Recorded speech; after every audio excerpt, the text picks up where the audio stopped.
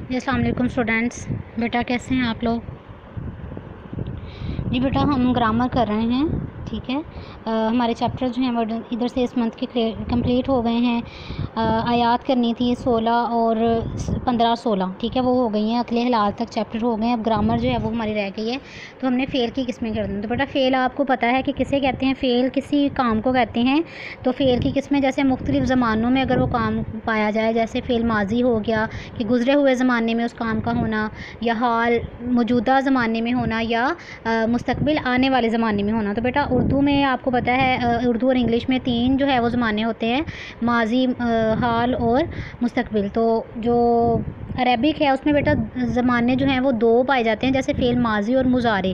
ماضی میں جو ہے گزرے ہوئے زمانے کے حوالے سے بات ہوتی ہے، لیکن فعل مضارع جو ہے اس میں بیٹا آنے والے زمانے کے بارے میں اور موجودہ زمانے دونوں کے بارے میں عربک میں فعل مضارع میں بات ہوتی ہے۔ اور ایک بیٹا فعل امر ہے کہ جس میں کسی کو کام کرنے یا کسی کو کسی کام کے کرنے کا حکم دیا جائے، ٹھیک ہے۔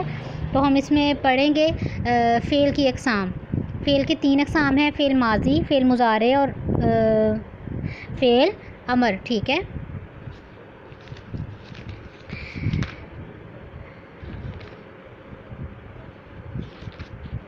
جی فعل ماضی وہ فعل ہے جس میں کسی کام کا گزرے ہوئے زمانے میں واقع ہونا سمجھا جائے، جیسے قرأ اس نے پڑھا، دخلا وہ داخل ہوا، خرج وہ نکلا، اکلا اس نے کھایا، شربا اس نے پیا، سمع اس نے سنا، کتبہ اس نے لکھا۔ بیٹا یہ سارے کام جو ہے وہ گزرے ہوئے زمانے میں ہو رہے ہیں، کہ جو ہے اس میں موجودہ زمانے کی بات نہیں ہے، ٹھیک ہے۔ تو یہ فعل ماضی ہے۔ نوٹ: اگر کوئی فعل فاعل کے بغیر جو ہے وہ کوئی سرزد نہیں ہوتا، یعنی کہ کوئی بھی کام جو ہے وہ کرنے والے کے بغیر تو ہوتا نہیں، جب تک فاعل نہ ہو، کام کرنے والا موجود نہ ہو، تب تک کوئی کام جو ہے وہ سرزد نہیں ہوتا۔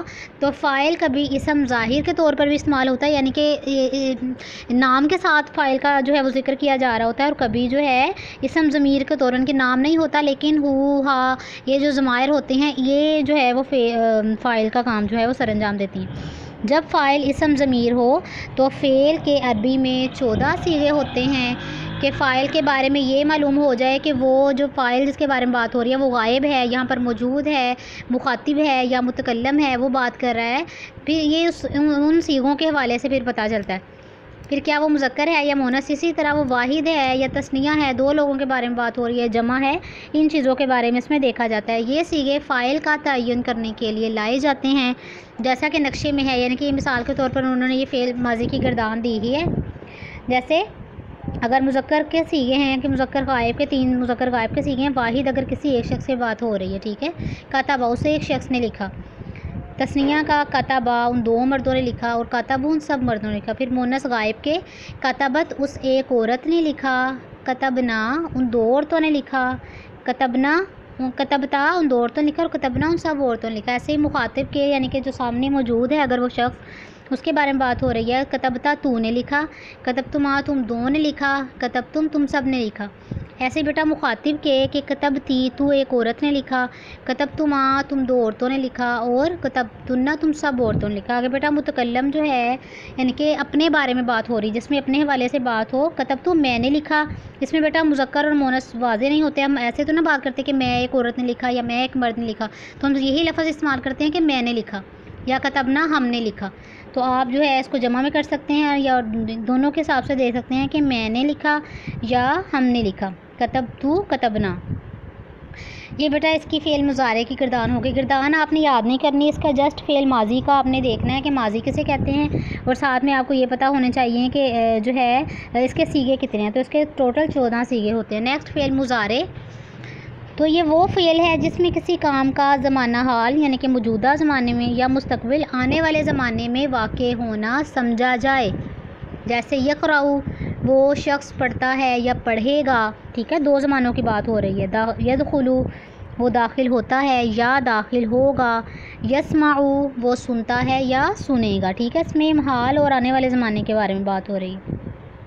فعل مضارع کی بھی ایسے ہی بیٹا انہوں نے یہ 14 شکلیں جو ہے وہ صیغوں کے حساب سے دی گئی ہیں، جیسے یکتبو یکتبانی یکتبونا، تکتبو تکتبانی یکتبنا، تکتبو یہ بھی بیٹا مضارع کے حوالے سے گردان ہے، تو گردان آپ نے یاد نہیں کرنی، جسٹ فعل مضارع فعل ماضی جو ہے ان کو آپ نے سمجھنا ہے کہ یہ کسے کہتے ہیں۔ نیکسٹ آئیں جو ہے فعل امر کی طرف۔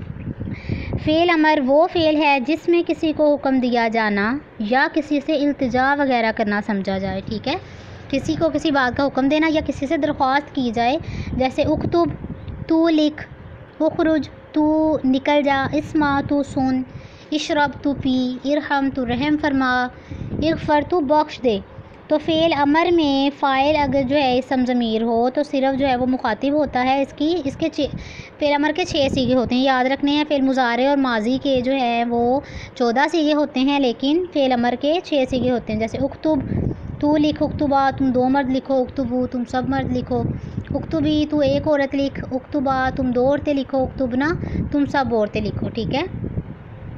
بیٹا انہوں نے لکھا ہوا نوٹ کے گردانیں یاد کروانا مقصود نہیں ہے، صرف ان صیغوں کی پہچان جو ہے وہ گردان کے ذریعے آپ کو ہونی چاہیے، یہ صرف سہولت کے لیے لکھی ہیں، اور یہ سیکھے آپ کو پتہ ہونا چاہیے کہ مخاطب کے کتنے ہوتے ہیں اور مؤنث کے کتنے ہوتے ہیں، مذکر کے کتنے ہوتے ہیں، ان حساب سے جو ہے آپ نے کرنا ہے۔ تو گردانیں یاد نہیں کرنی، آپ نے صرف ان کو سمجھنا ہے کہ فعل مضارع کے اور فعل ماضی جو ہے وہ کسے کہتے ہیں۔ فعل ماضی گزرے ہوئے زمانے کی بات ہو اور اس میں 14 صیغے ہوتے ہیں اگر ضمیر کے لحاظ سے کسی کی بات ہو رہی ہو، ٹھیک ہے، اگر اسم نام ظاہر نہ ہو یعنی کہ اسم جو ہے وہ ظاہر نہ ہو تو پھر اسم جو ہے وہ ضمیر کی شکل میں جب آئے تو پھر اس کے عربی میں 14 صیغے استعمال ہوتے ہیں۔ ایسے ہی فعل مضارع جو ہے اس میں کسی کام کا کیا ہونے کا جو ہے وہ موجودہ حال میں یا مستقبل میں جو ہے اس کا سمجھا جائے کہ وہ پڑھتا ہے یا پڑھے گا، وہ داخل ہوتا ہے یا ہوگا، اس کے بھی جو ہے وہ 14 صیغے ہوتے ہیں۔ پھر آگے فعل امر کی بات ہو گئی کہ فعل امر میں 6 صیغے ہوتے ہیں، اس کی 6 شکلیں ہیں کہ تو لکھ، تم 2 مرد لکھو، تم سب مرد لکھو،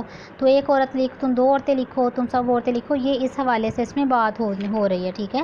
تو یہ جو ہے فعل کی اقسام ہماری ہو گئی، یہ کمپلیٹ ہو گیا۔ یہ بیٹا آپ لوگوں نے اس کی گرامر جو ہے فعل کی یاد کرنی ہے، اور اس منتھ کا ہمارا سلیبس جو ہے کمپلیٹ ہو گیا۔ اب بیٹا ہم ریویژن سٹارٹ کریں گے کیونکہ ٹیسٹ آپ کو پتہ ہے سٹارٹ ہونے والے ہیں، تو انشاءاللہ جو ہے اس کے اب ہم اس کی ریویژن ہی کریں گے نیکسٹ جو ہے منتھ کا شروع کرنے سے پہلے۔ اس کو آپ نے اچھی طرح اپنا لیسن جو ہے وہ ریوائز کرنا ہے، ٹھیک ہے، یہ آپ کا لیسن ہے۔ اوکے بیٹا، اللہ حافظ۔